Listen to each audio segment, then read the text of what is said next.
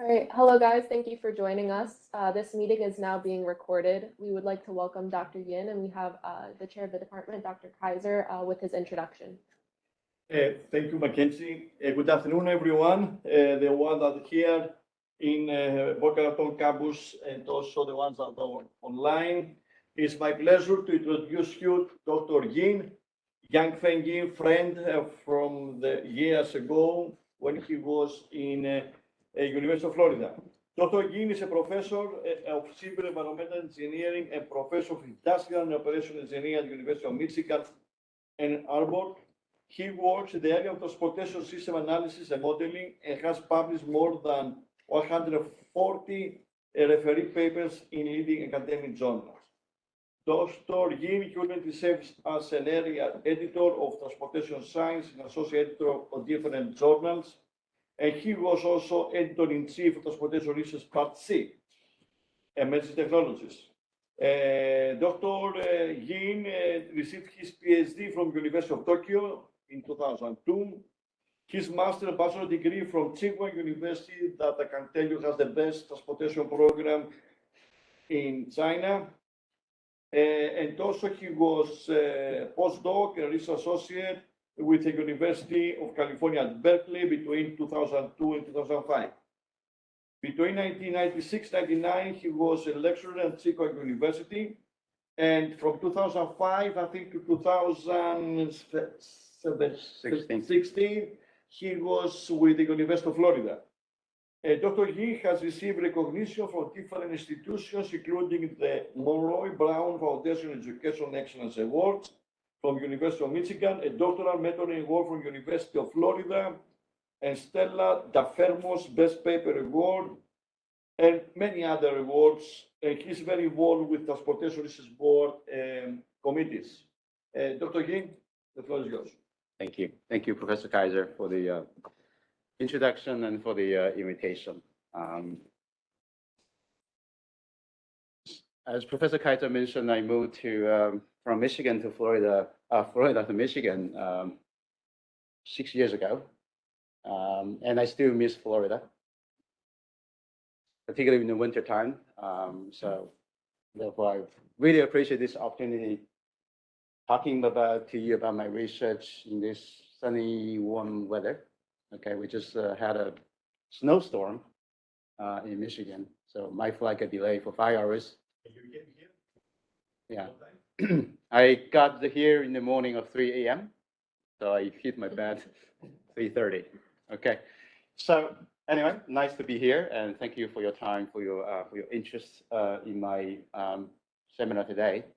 So today I'm going to talk about our recent research on how to leverage machine learning to transform transportation network equilibrium analysis. Okay, so this is a joint work with my PhD student, Chen Liu. She really spearheading this research. And in recent research, we also work with two researchers from General Motors because we will use their data, their vehicle trajectory data, to conduct a case study in Ann Arbor. Okay, so it's still ongoing. That's the reason why today I only present some proof of concept. I won't present the empirical study. So hopefully in the future, I can come back to present result of the case study. So I also want to thank my sponsors. This is Center for Connected Automated Transportation. This is a regional university transportation center and led by University of Michigan, and also received some funding support from General Motors. Okay, so this is my outline. I'm going to talk about some background about this research. Essentially, I want to give an overview about the network equilibrium paradigm, why we want to transform it, okay, and how we're going to transform it. And then I'm going to show some proof of concept, and then finish by some concluding remarks. Okay, so I think many of people in the room are familiar with the transportation network equilibrium paradigm. Okay, this is a very important paradigm and play a very important role in the planning and operations of transportation networks. So in practice, in practice, very often when you try to improve the system performance, you have different plans. That's the plan A and plan B. So you use this paradigm to evaluate the plan. So you estimate the system performance at the equilibrium state of plan A. You also estimate the system performance of plan B at the equilibrium state, and you compare them. Which one is better? You choose that one for implementation, right? So that's how we use this paradigm.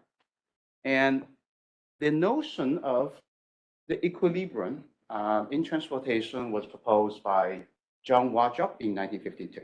So that's the reason why sometimes we call this Wauchope equilibrium, which indicate a state, a narrow state, where no traveler can improve their utility by unilaterally changing their travel choices.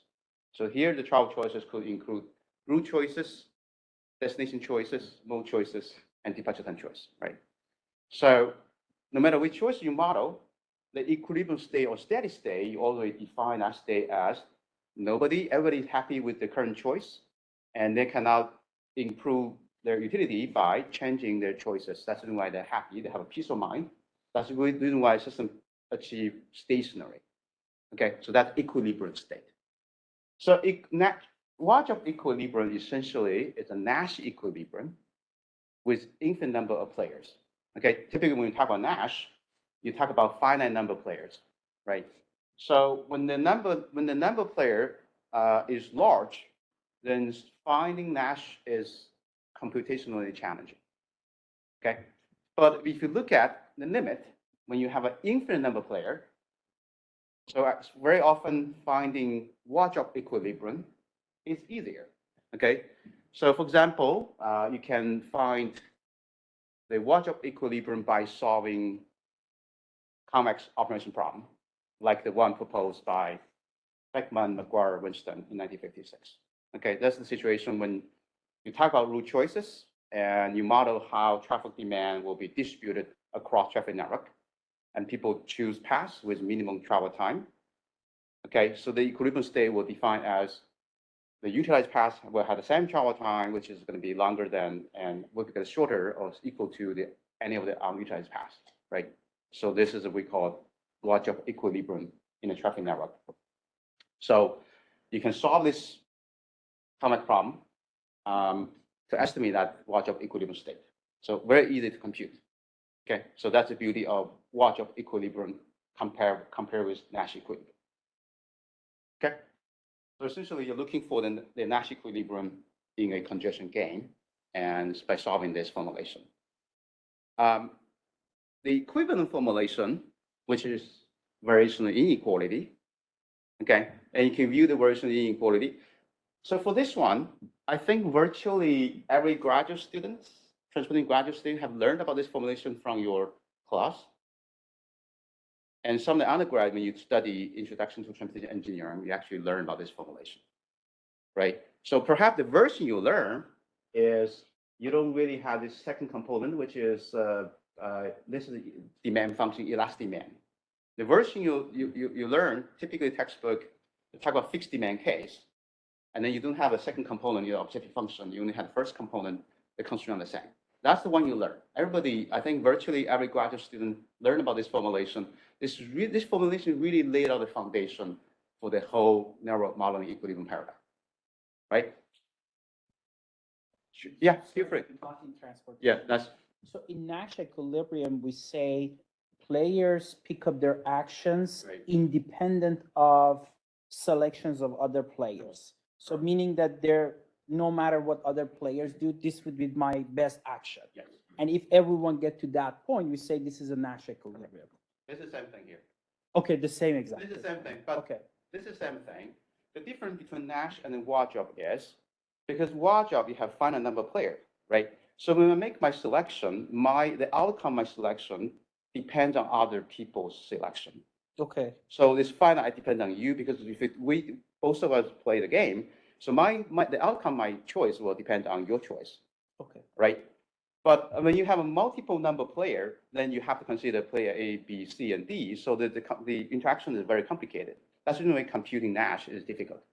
But when you have a Wauchope equilibrium, because you have infinite number of players, which means that compared with the population, I'm nobody. So therefore, when I make my decision, the population behavior is given. So then given the population's behavior, then I make my choice, right? And then there's a collectively, if everybody behaves this, that's how you describe the population behaviors. Okay, that's the reason why computing watch job is much easier than computing Nash equilibrium when you have a large number player in Nash. Okay, the same concept here. Okay, so anyway, so this formulation is the foundation for all the network equilibrium modeling paradigm. Okay, this is the beginning, very seminal work. And equivalent formulation is if the so-called variation inequality, and essentially that is the optimality. You can view this as optimality condition of this program, and you compute the derivative, and when the demand is fixed, so you have this formulation. So this is going to be the path travel time, and this is going to be the path flow. Okay, this is the VI formulation. And it turned out to be this VI formulation is much more general when you have more complicated situation when that the equivalent mathematical program does not exist, and you can still formulate as a VI. So VI formulation is much more general, variation inequality formulation. Okay, so I mentioned this formulation has laid out the foundation, and after in the past 70 years, and this formulation has been extended by many, many researchers, including myself, to represent better travel behaviors, model other choices, because this one only concerned about route choice. You can model destination choice, you can model mode choice, etc. Right? And also, this is a static framework, static assignment problem, and so people also extend to capture the within the dynamic and data dynamics. Okay, so all those extensions are inspired by this formulation. Okay, this is really a seminal work. And to recognize the contribution of the authors, in 2005, there was a special session at Informs. Informs stands for Institute of Operation Research and Management Science. In Inform annual meeting, there was a special session dedicated to the 50th anniversary of the publication of this work. Okay, so standing right in the middle, this is Professor Beckman, Martin Beckman. That's the leading author of the work. And standing next to him is Professor McGuire, and Professor Winston passed away at that time. Okay. So 2 months after this photo was taken and Professor McGuire passed away, and then Professor Beckman passed away in 2017. Okay. And this is a Professor Dang He. Used to be, she was the department chair for Department of Industrial and System Engineering at the University of Florida. He was the department chair, and has done very nice work on congestion pricing in transportation networks. Okay, and using this paradigm. And he passed away in 2021. Okay, so I was standing behind him. Okay, at that time I was assistant professor. I still have hair. Okay, but anyway, what I'm saying is, so in the past 70 years, significant effort has been made to advance this framework. And this framework is very, very successful, enjoy a huge success. Even nowadays, if you look at planning practice, the model has been implemented in different commercial software and planning highway network, urban network for this nation and for the world, right? So enjoy huge success. So then why do we want to transform this paradigm, given significant effort has been made to advance this paradigm? Okay, so I asked ChatGPT of this question. So this is the answer from ChatGPT. I said, why we want to transform this paradigm? So the typical answer you expect from ChatGPT, amazingly relevant, but not insightful enough. Okay, so at this stage, you cannot use ChatGPT to identify a research topic. What they give to you is actually amazingly relevant. So they talk about, okay, there's a lot of limitation you have to address. That's why you want to transform. One of the limitations is the traveler has perfect information about network and they make a rational decision to minimize their travel time. Okay, so this is true, but not insightful enough. I'm going to elaborate on this. Okay, so In the following, I just want to mention a few limitations and why we want to transform this paradigm. So the first thing I would like to talk about is the notion of equilibrium, because I get this question a lot, particularly from my computer scientist colleague, because a lot of people coming into this field, mobility field, and they study how we model things. A frequently asked question is, equilibrium does not exist in practice. In reality, why you guys have to assume equilibrium? In reality, the actual system never settle into equilibrium state. So why you have to assume system is in equilibrium?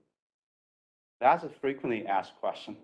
So over the years, I give this question a lot to think about how can we get rid of the notion of equilibrium.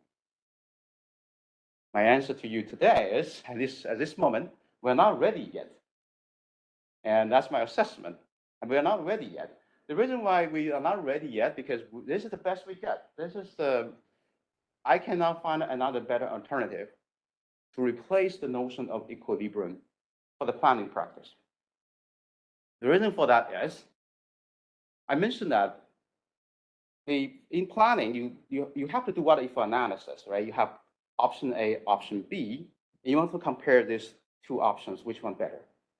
You really have to do the comparison against a consistent benchmark, against a consistent standard or criteria. You cannot do apple-orange comparison.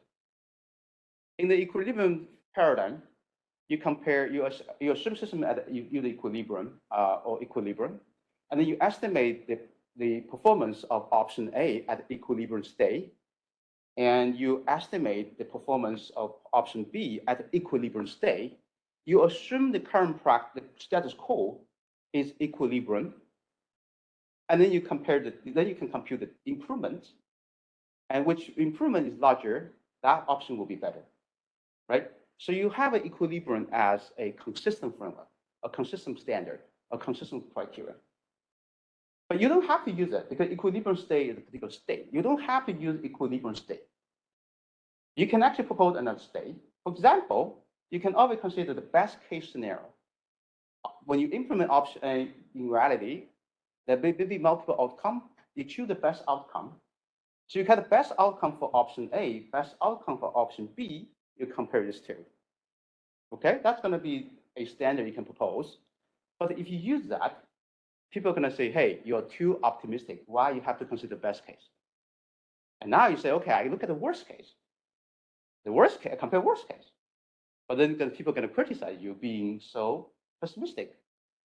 And then you say, hey, let's do average, because there's so many outcomes. I compute the average performance of option A, average performance of option B. I compare them. But computing the average is extremely difficult.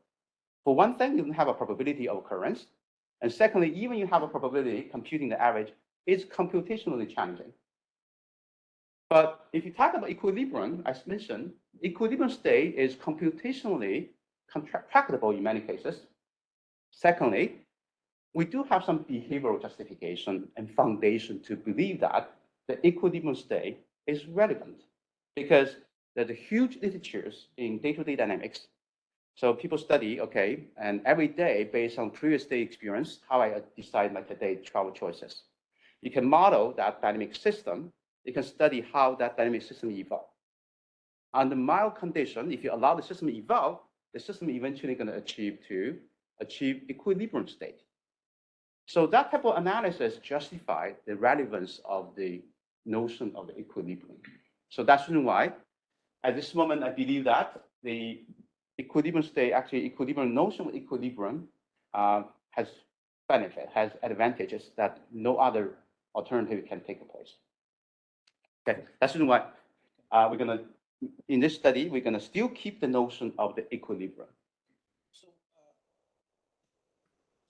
something like repeated games, Right. and equilibrium, because we have that in the Yes. Nash context, Mhm.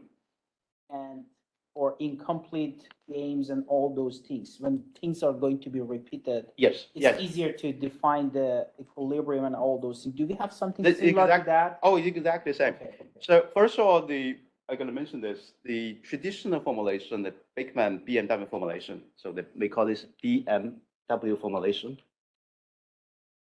So Beckman, McGuire, Winston, so BMW formulation. For the BMW formulation here, you're just assuming people have perfect information. This is the outcome of repeated gain.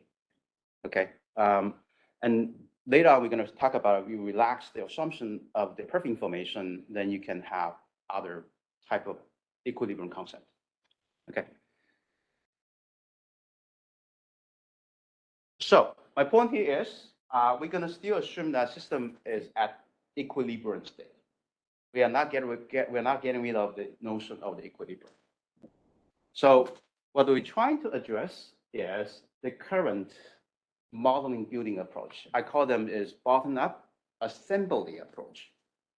So what we call assembly approach, so this is how we model at this moment. If you look at the components of this model, you will have to have a demand functions. You have to know the demand. And if you assume that demand is fixed, which means that how many vehicles are going to travel from point A to point B. If you consider elastic demand, you need to have a demand function out there. And you also need to know the link performance function or link travel time function, right? Given the flow, how you estimate the travel time. You also fundamentally, you also have to have a behavior model, and which represent the travel choices. Okay, so in this formulation, you assume that people choose the shortest path. Okay, they have a perfect information. They only care about the travel time. They choose the path with the minimum travel time. They have they're perfectly rational. So that's a behavioral assumption. So based on this behavioral assumption, then you build the model. And with the model, and you have to have demand function, you have to do the link performance function, right? So the model building approach is as follows. We actually make a behavioral assumption when describe the equilibrium conditions. Then we build a model. And then you want to calibrate the demand function against empirical data. And you do your best to calibrate demand function. And you do your best to calibrate link performance function. And then you assemble them together, right? You do the calibration in silo and making sure that I do my best to calibrate link performance function. I do my best to calibrate demand functions. I also make a reasonable assumption about my behaviors. Then you build up the model. I call this as bottom-up assembly approach. Okay, so there are challenges that people didn't realize. It's actually very difficult, very challenging to calibrate demand function against empirical data. It's also very challenging to properly calibrate link performance function, which has been overlooked by many researchers and practitioners over the years. Okay, which I will not elaborate because due to the in the interest of time.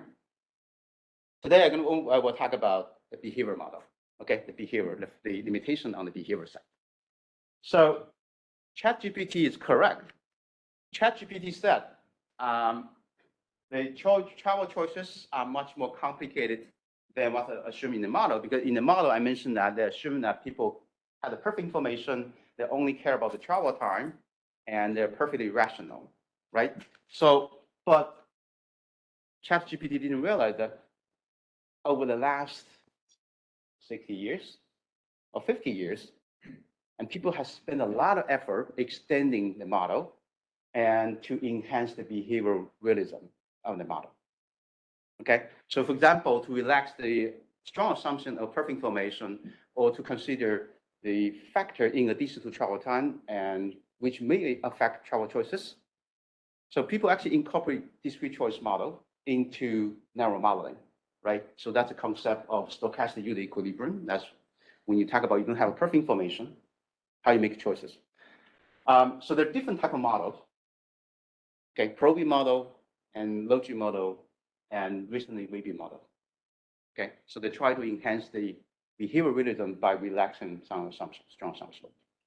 But the stochastic yield equilibrium model, okay, they still assume that people are utility maximizer, they're perfectly rational, and they maximize their utility, but the utility are random. Okay, but people still perfectly rational. And then you also consider people are not perfectly rational, they're boundedly rational, and then we also have recent model, and to do that, okay? So what I'm saying is significant effort has been made to enhance behavioral realism, okay? What's the issue?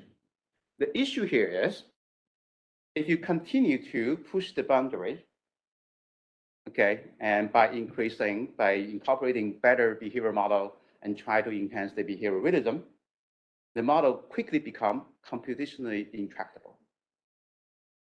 Okay, there's a very nice behavior model proposed by behavioral scientists, but difficult for you to incorporate because the model will be very, very complicated. It's computationally intractable. More importantly, I'm trying to argue that the selection of the model is not data-driven, because the reason why I mentioned that, if you look at all those research, the motivation always go as follows. Somebody proposed this behavior model.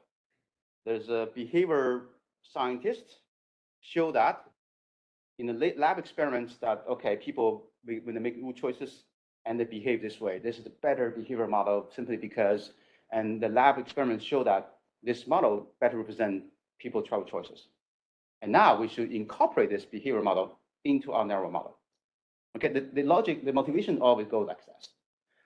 The problem of this motivation is the selection of the model always, I think, is reflect the model's belief that this is a better model we should incorporate.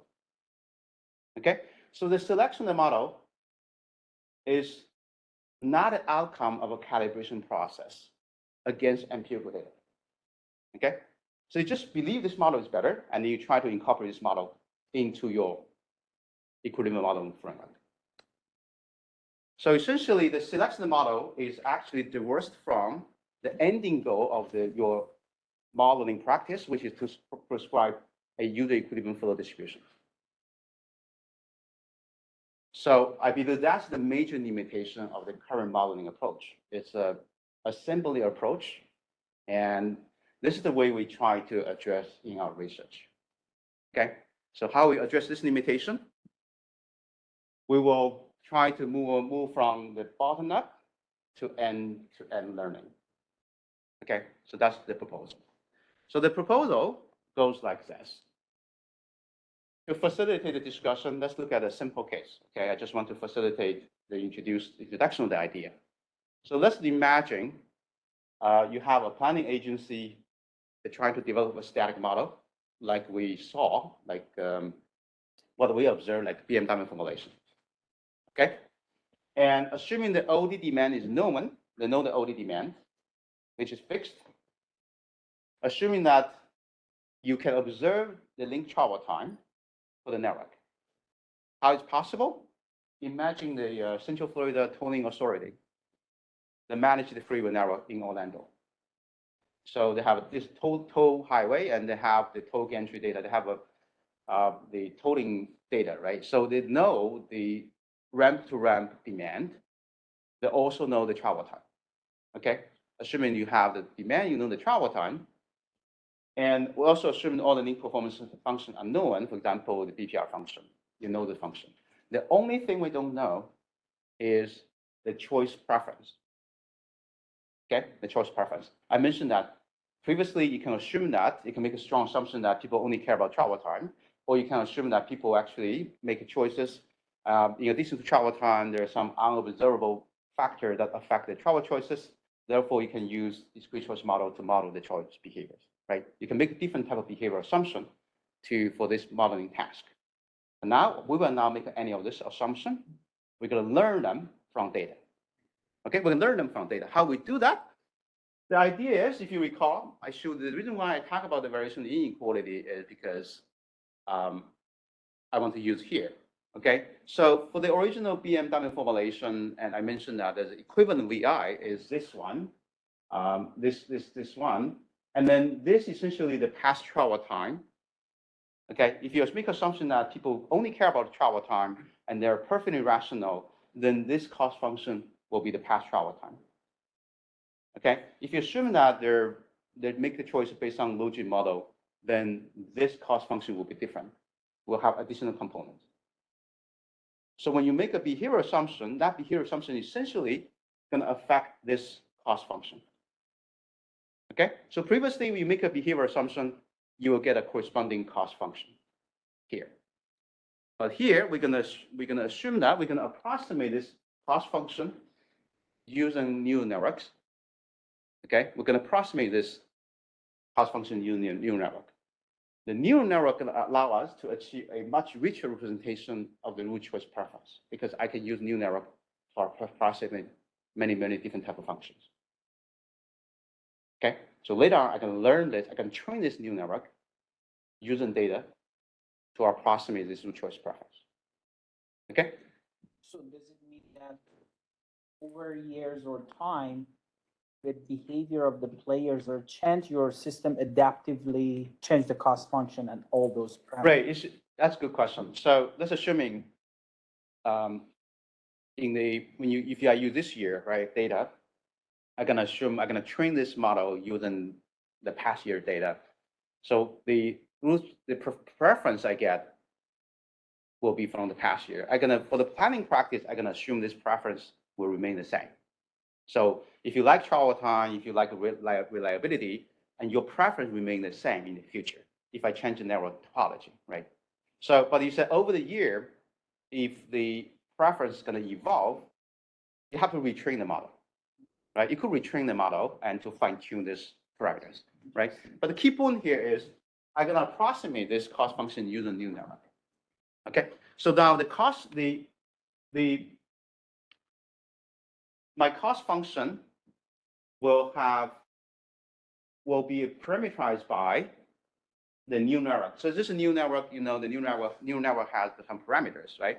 So the cost function will be parameterized by the neural network, so it's going to be parameters. And then, so the neural network has some input, which is going to be some context information. So once you have some context information, let's assume you have the context information. For example, one particular day, the information could be whether it's the weather of the day, and could be the day of the week. Is this a weekday or weekend? Those are the context information.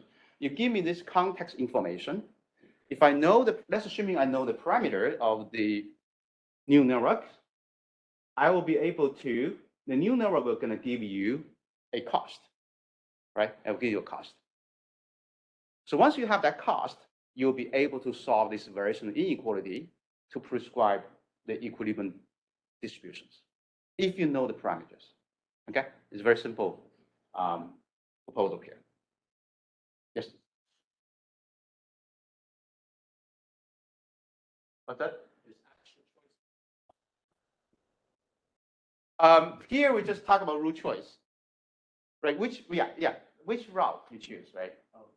So essentially, you give me, that's a good question. So for the neural network, let's assuming from one origin destination is OD pair, you have 5 passes. So you give me these 5 passes, and the neural network only give me the cost associated with each path.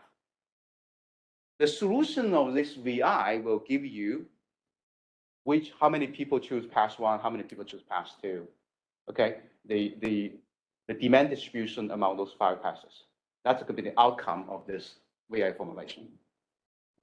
Okay, so the neural network only gives me the cost function. So can you incorporate? Go ahead. So what can be some example of your cost? Can be the time. When you make a root choice, you think about time, you may think about number of intersection, you may think about payment condition, right? There's a lot of factors, right, you consider. But previously, we only assume you care about travel time. You may care about many other things. Maybe the safer route, maybe this route has better scenery, right? Yeah, based on the multiple factors. Yeah, then we're gonna learn those features. I'm gonna elaborate that. So besides selection of the route, can you incorporate other actions like the average speed or lane selection or all those things? This one is only route. Okay. We're not to the lane yet, but you can expand this to be other choices, including destination choice, departure time choice, the destination choice, and mode choice, right? Even if we talk about departure time choice, then we have to move into the dynamic domain. Yes, can be expanded. The concept, I said, just facilitate the discussion. We talk about a simple case here, just root choice. Okay, So assuming you know this, you design a new network. If you know the parameters, then you can solve this problem. Okay. So now let me elaborate a little bit on how you're going to design a new network. Okay. I mentioned we're going to have two new network. One is we call attribute net. You learn the attributes that you consider when you make route choices. I mentioned that it's not just about travel time. It could be the payment condition, whether payment condition is good or bad, and maybe even number of the intersections, and number of left turn, any other thing you consider. A lot of time you don't really unconsciously make a route choice by considering not only the travel time, but many other factors, even, for example, reliability. Right? So we're going to learn those attributes from data. Because you have multiple attributes, and then we also learn the weight. Okay? The weight of the attributes, we call weight net. And then the final cost is just the weighted sum of the attributes. For example, your final cost will be, the weight of travel time will be 80%. The number of left turn is 20%, for example. Okay, so some of the package delivery services, when they do the routing, they minimize the number of left turn. Okay, they only do right turn. So those are some of the things they consider this. Okay. So this is you learn the weight. And essentially, if you know the weight, if you know the attributes, and then you will be able to compute the cost. Okay. So but how you design for the attribute net and weight net, how you design the architectures, and you can go with totally model-free. You can use just regular neural network. But you can also do, we call domain knowledge-based neural network architecture, because a lot of researchers, they actually look at how you incorporate machine learning with discrete choice model. Okay, so you can actually do the integrate. If you want to interpret the behavior, if your behavioral interpretation is more important to you, then you have to use the domain knowledge-based neural network. If you don't care about behavioral interpretation, if you just want to have a best representation, best prediction, you just go with model-free, you just go with general, regular neural network. Okay, there's a lot of things you have to consider when you design a network architecture. Another thing you have to consider will be, you really have to use some regularization technique to ensure the cost function has good property, right? So here you can do different things to ensure continuity is essentially easily to satisfy. And you want to also do, for example, their monotone, the cost is monotone, and also the cost is continuous, because you want to have a contraction. You want to ensure, for example, the equilibrium solution is unique. So that's when you have to do regularization to ensure the cost function has that property. Okay, and then you also have to do, when you design it, imagine you train this network, in the future, you're going to do what if analysis. So when you design the architecture, you have to think about, my network topology in the future is going to change, because I'm going to add one link to the network, I'm going to remove some of the link to the network, right? So whatever you design, you really have to think about, my design of the architecture should accommodate the what if analysis you're going to do after you train the network. Okay, so those are things you have to consider. There are not a lot of technical detail you have to consider here. And now, once you design a network, once you know the parameter, okay, train the network. So this is how you do so-called the neural network-based equilibrium analysis. So you start from some traveler characteristics. So the income of the traveler, the gender of the traveler, etc. You have that. If you have that information, can be the inputs. You also have zone network features, right? The network topology and the number of passes between OD pair, number of intersection, payment condition. You have, those are the inputs. And then once you have that, and then you can go through the weight net and attribute net. You get the attribute, you get the weight, and now you get the cost function. Okay, and also the demand. The demand is the flow distribution is also, because some of the attributes like travel time, they're flow dependent.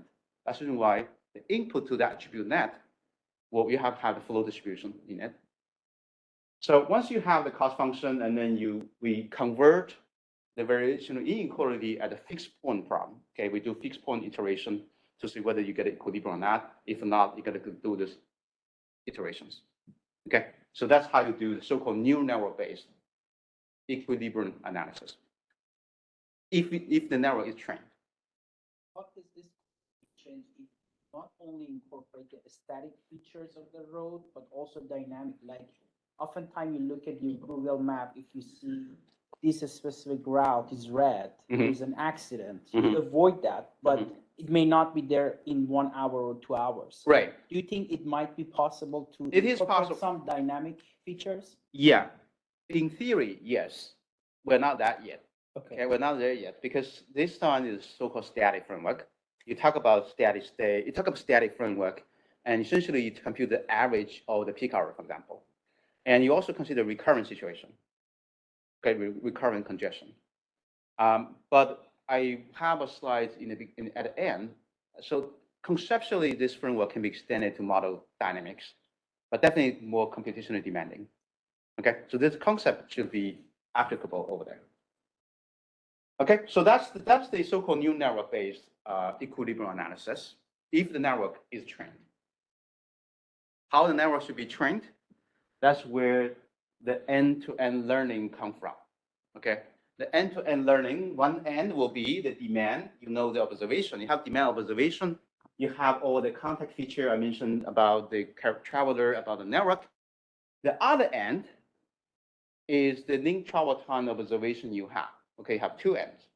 So now, assuming you only have 3 days, you still have many days observations. And for each day,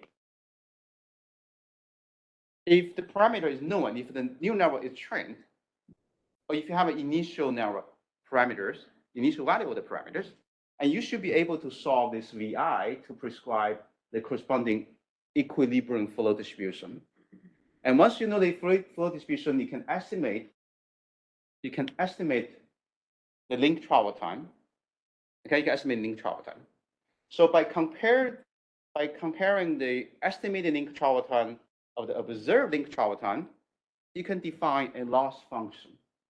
Okay, the loss function essentially is the difference between the estimated link travel time on the VI, parameterized by new network, and the observed link travel time.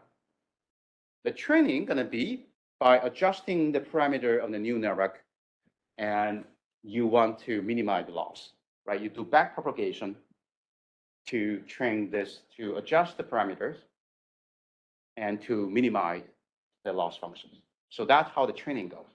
The forward propagation is to conduct the new network-based equilibrium analysis. The backward propagation, if you want to do the learning, that will be to adjust the parameter to reduce or to minimize the loss function. Okay, this is the same logic for you to train any new network. Forward propagation and backward propagations. Okay, so mathematically, this may be more difficult for some undergrad students, but mathematically, what we are doing essentially, we're solving a mathematical program with equilibrium constraint. So you want to minimize a loss function by adjusting the parameter of the width of the new network. You're going to assume that the equilibrium flow distribution is the solution of the VI parameterized by theta, and that's how you compute the equilibrium link travel time, right? So this is so-called mathematical program with equilibrium constraint. Why equilibrium constraint? Because you have a VI in your constraints. Okay, so mathematically, if you want to say, hey, what's the mathematical, what you're doing, the end-to-end learning, the essence of the end-to-end learning is to solve this mathematical program with equilibrium constraint.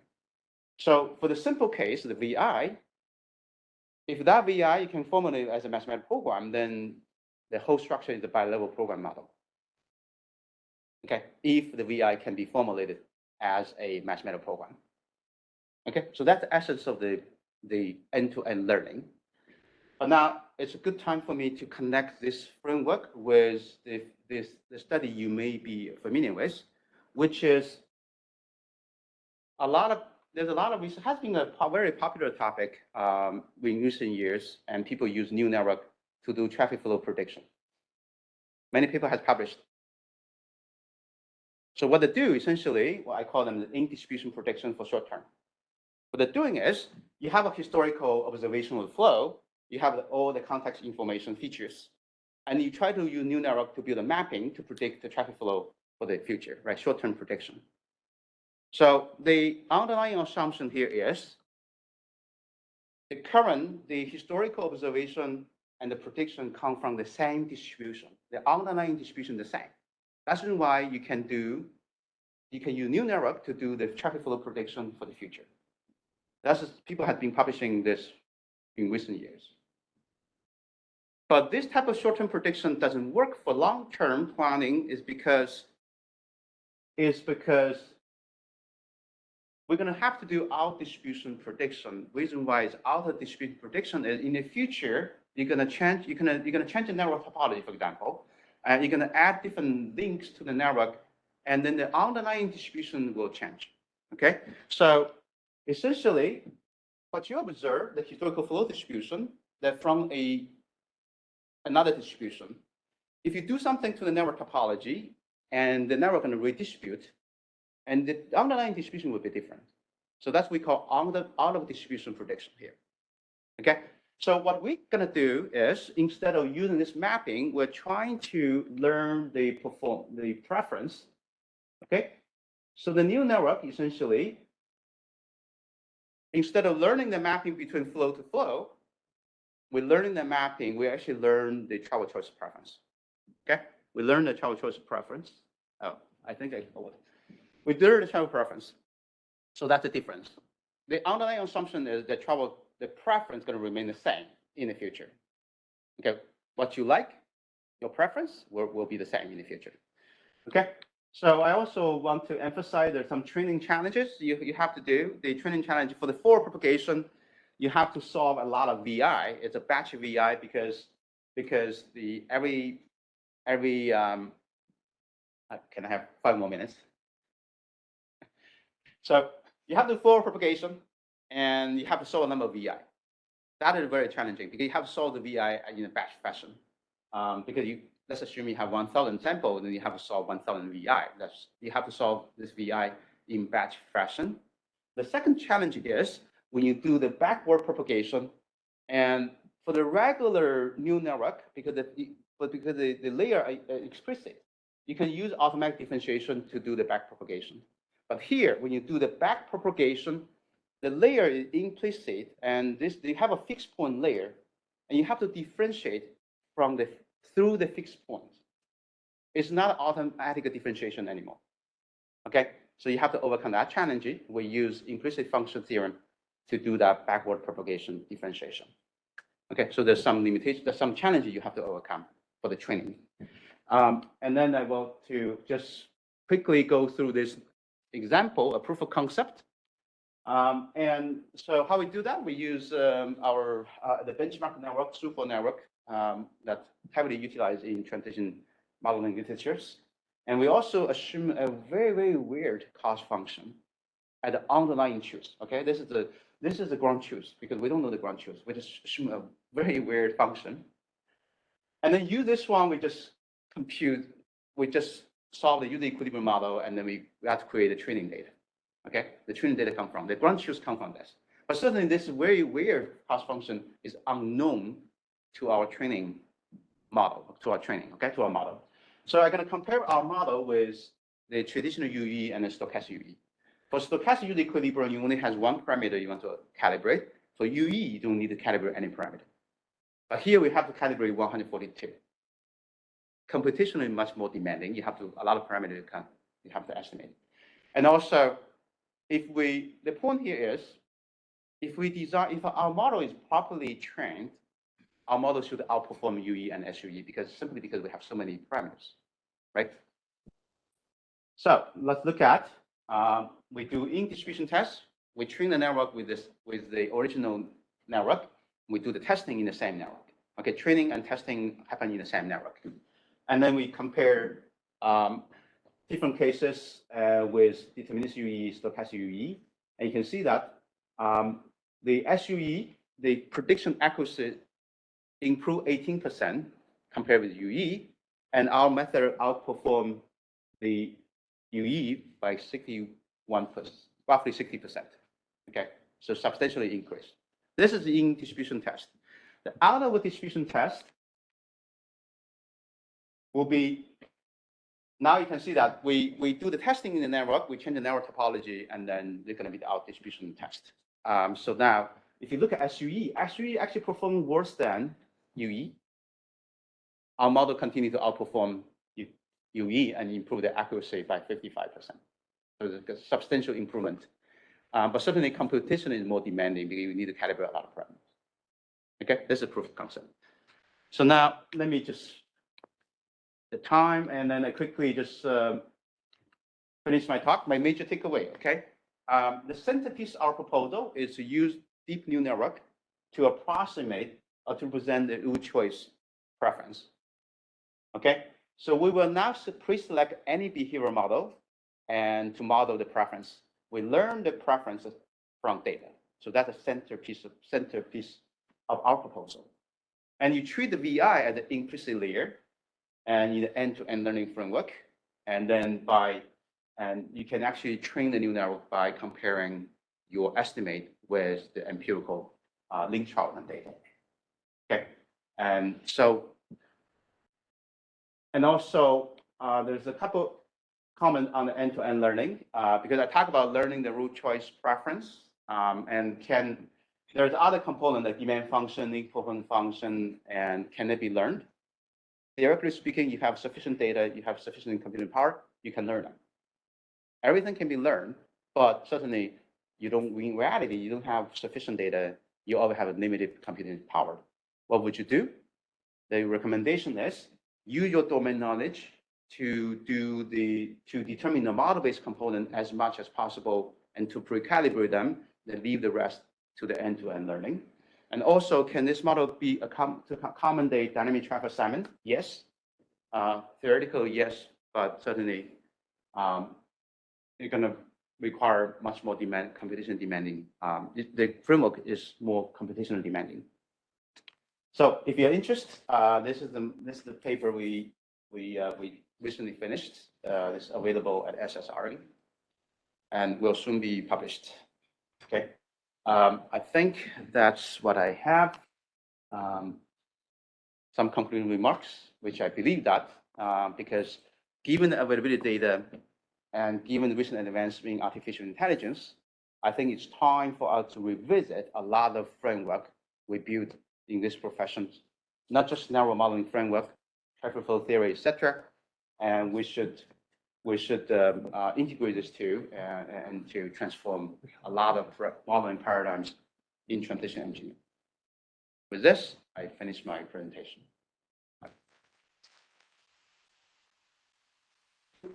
Sorry for ask you, but the meeting I want to do was able to move it to another Sure, room. So sure. we have time for questions.